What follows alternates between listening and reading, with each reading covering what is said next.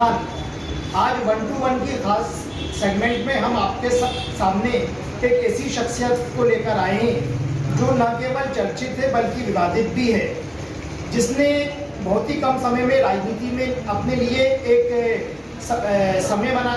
स्थान बनाया और देखते ही देखते बहुत कम समय में जब चाहे कोई भी प्रमुख राजनीतिक दल हो, उसका छोटे से छोटे कार्यकर्ता को बड़े से बड़े नेता को शीर्ष स्तर पर पहुंचने में काफी समय लग जाता है, लेकिन एक ऐसा व्यक्ति, एक ऐसा नया नौजवान चेहरा जिसने अल्प समय में ही अपनी प्रभावी उपस्थिति दर्ज कराते हुए नगर निगम चुनाव में उत्तर विधानसभा क्षेत्र के विधायक, उनके भाई सहित अन्य कांग्रेस प्रत्याशी को पराजित कर एक विजय पे पताका लहराई और पिछले 5 वर्षों में जिन्होंने राजधानी राजनीति के लहरों में अपने लिए लोकप्रिय स्थान बनाया है।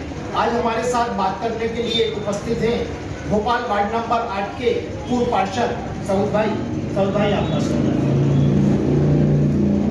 सऊद भाई, जिस तरह से पिछले नगर निगम चुनाव में आप लड़े और आपके सामने उत्तर विधानसभा क्षेत्र जो कि यहाँ पे जो यहाँ के वर्तमान विधायक में पूर्व मंत्री आए थे, वो काफ़ी समय से यहाँ से जीतते आ रहे हैं और जब उनके छोटे भाई चुनाव में लड़ते हैं और आप निर्दलीय प्रत्याशी के रूप में चुनाव मैदान में करते हैं और आपकी विजय अप्रत्याशित विजय उस समय कही है, तो उसके लिए आपने कुछ स्ट्रेटेजी बनाई या आपने जो काम करा वो चीज़ की या आपके समर्थकों की नहीं?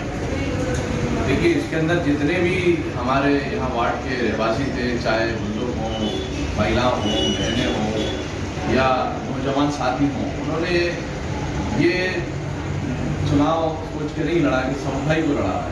हर व्यक्ति ने कहा कि मैं सऊद बालन हूँ और मैं चुनाव लड़ रहा हूँ। जब सभी सऊद बन के चुनाव लड़े मैदान में तो फिर कौन बचेगा? महिला हो तो सभी ने ये सोच के लड़ा कि घर का परिवार, हर आदमी ने ये सोच के चुनाव लड़ा, हर आदमी ने ये मेहनत करी, जिसकी वजह से दिग्गज लोग थे उनको पराजित करा आपने और एकाएक मोहम्मद सऊद राजधानी के राजनीति में हीरो के रूप में छा जाते हैं। देखिए, ये तो पहले भी मैं समाज सेवी करता चला रहा हूँ, मेरा परिवार भी बहुत समाज सेवी चीज है, लेकिन वो कभी उजागर नहीं हुआ। उसका भी एक बहुत बड़ा मुझे फीडबैक मिला कि मैं जहाँ जाता था और मेरे परिवार के बारे में बताते थे कि उनके लड़के हैं या उनके पौधे हैं, ये आदमी चुप हो जाता था। वो सज्जन व्यक्ति के नाम से मेरे पास अगर कोई पहचाना जाता है। तो आप अपने पारिवारिक परिवेश के संबंध में बताएं। देखिए, मेरे फादर ने बहुत समाज सेवा की है, जैसे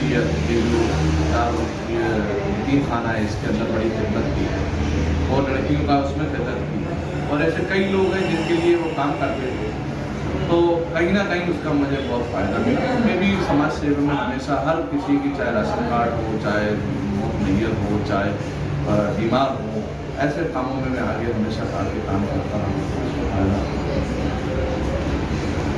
इसके भाग नेताओं जो कांग्रेस में माइनॉरिटी लीडरशिप के नाम पे काफी समय से जमे हुए हैं, उनको एक तरीके से आपकी जीत डाइजेस्ट नहीं हुई, आपकी जीत पची नहीं। देखिए, अभी जो माइनॉरिटी की लीडरशिप कर रहा है वो सिर्फ बेवकूफ़ बनाने के अलावा कोई काम नहीं कर रहा।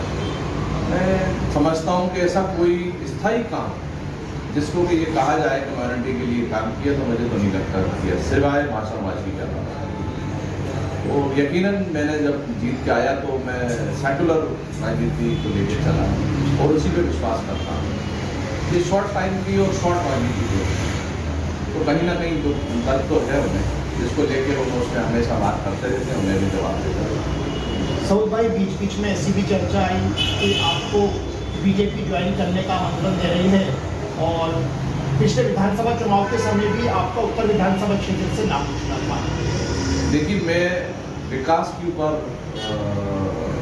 विकास पे फोकस करता हूँ, विकास पे करने पे विश्वास करता हूँ।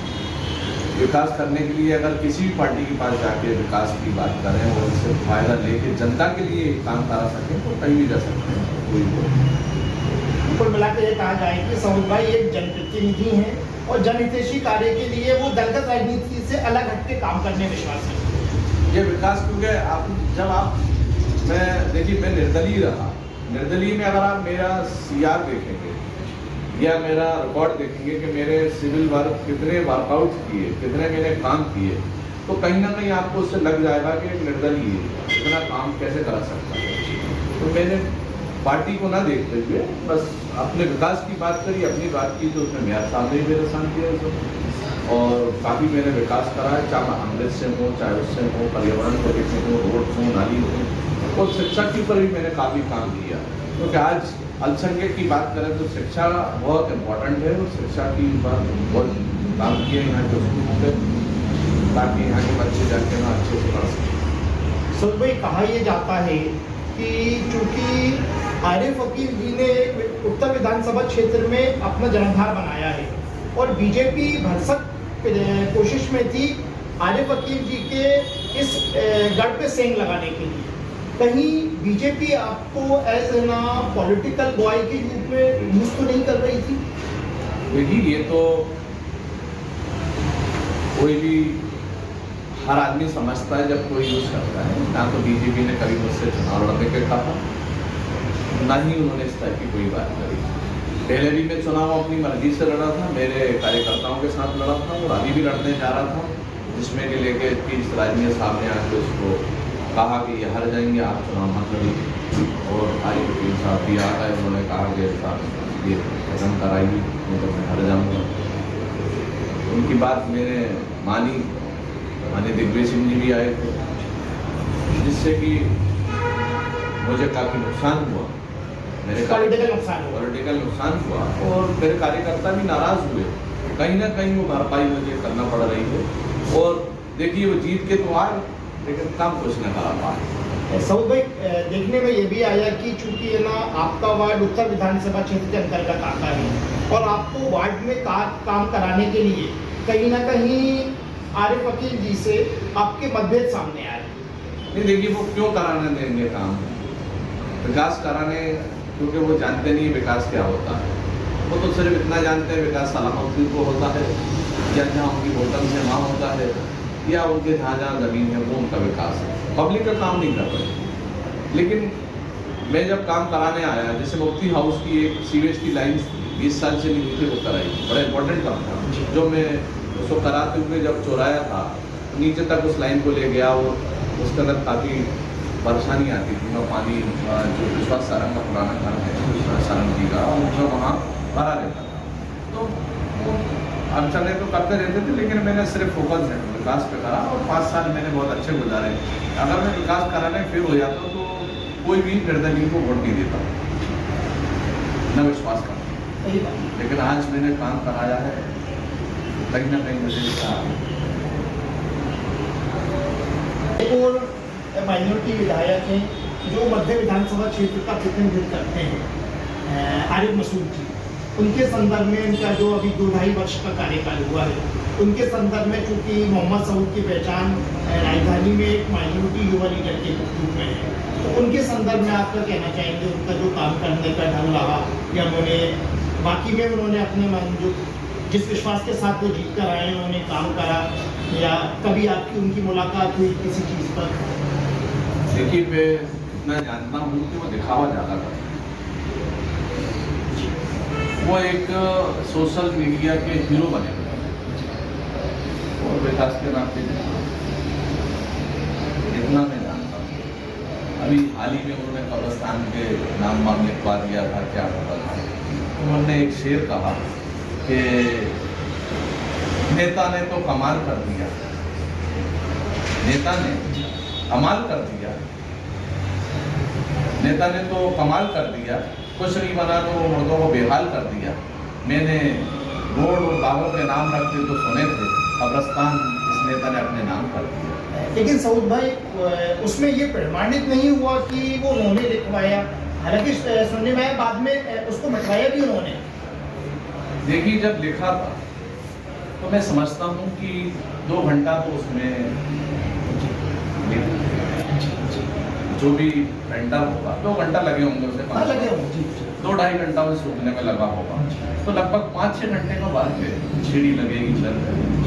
तो कैसे हो सकता? हाउ इट्स पॉसिबल कि बगैर उनके जो उनका नॉलेज में नहीं आया होगा कि क्या हो रहा है, तो तो कहीं ना कहीं उनकी सहमति रही होगी, लेकिन क्या हुआ कि वाल जो है उल्टा हो गया। मैंने कहा ना कि वो सोशल मीडिया पे हीरो है बस। जैसे सऊद भाई, बीच में आपका और आरिफ मसूद जी के संदर्भ में एक विवाद भी सामने आया था। कैचमेंट एरिया को लेके एक शादी हॉल है, उसको लेके आपने अपने कुछ स्वर बुलंद करे थे और आपके अनुसार वो एथिकल जो चीज़ थी वो उठाई थी आपने, जबकि जो विरोधी पक्ष था, जो उसे शादी हॉल के संचालक हैं, उनके द्वारा कुछ आप पर आरोप लगाए गए थे। देखिए, मुझ पर तो आरोप लगाएंगे ही, क्योंकि वो आरोप जो है वो उन्हें मालूम है कि वो किसने क्या करा। दूसरा, जब एक नाव में सब सवार हो, वो कोई बात अगर उस नाव की कर रहा हो कि नाव गलत जा रही है, तो वो सही करार तो कहेंगे, क्योंकि उस नाव के अंदर वो खुद भी सवार कैसे में खुद ही बैठे हो, इसलिए आरोप लगाना उनको नाजुक।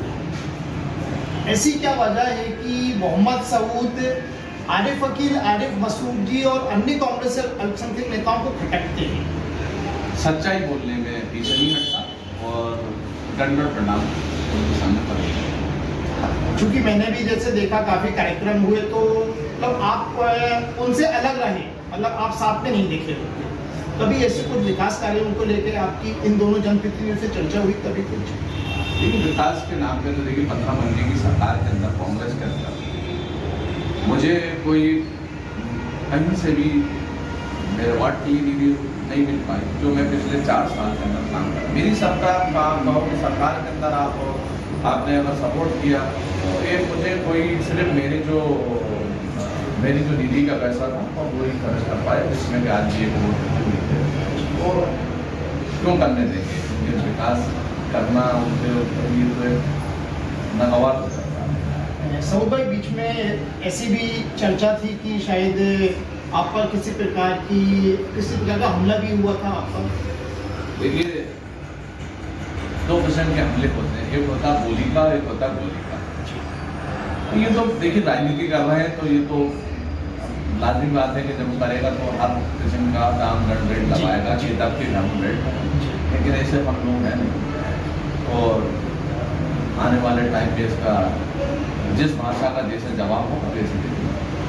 अब सर भाई, चूंकि वार्ड नंबर 8 सामान्य महिला वार्ड हो गया है, पिछली महिला, तो आपकी क्या भूमिका होगी? कि उसमें ये तो जनता ही तय करेगी कि आने वाले टाइम में वो किसको चुनना चाहती है। हमारे परिवार से तो चाहे सामान्य हुए तो भी नहीं लड़ा, जब हम चुनाव लड़े तब भी महिला है, और यहाँ से जो भी लड़ेगा या लड़वाएंगे उसको भी सब चुनेंगे, उसके लिए काम करेंगे। ये थे हमारे साथ वार्ड क्रमांक 8 के पूर्व पार्षद, जो अपनी बेबाकी के लिए प्रसिद्ध हैं, और आज उन्होंने विभिन्न सवालों पर अपनी बेबाकी यहाँ साबित भी करी, और उन्होंने जो हमने उनसे सवाल करे, उन्होंने उनके बेबाक जवाब दिए। निश्चित रूप से मोहम्मद सऊद जैसा जनप्रतिनिधि राजधानी वासियों के बीच उपस्थित है। हम अपेक्षा करते हैं कि भविष्य में भी मोहम्मद सऊद जैसे जनप्रतिनिधि राजधानी वासियों के लिए उपस्थित रहें और उनकी समस्याओं का समय पर समाधान हो सके। कैमरा पर्सन मोहम्मद अशरफ, सहयोगी अनुराग अग्रवाल के साथ गोहर खान, खबर लाइव।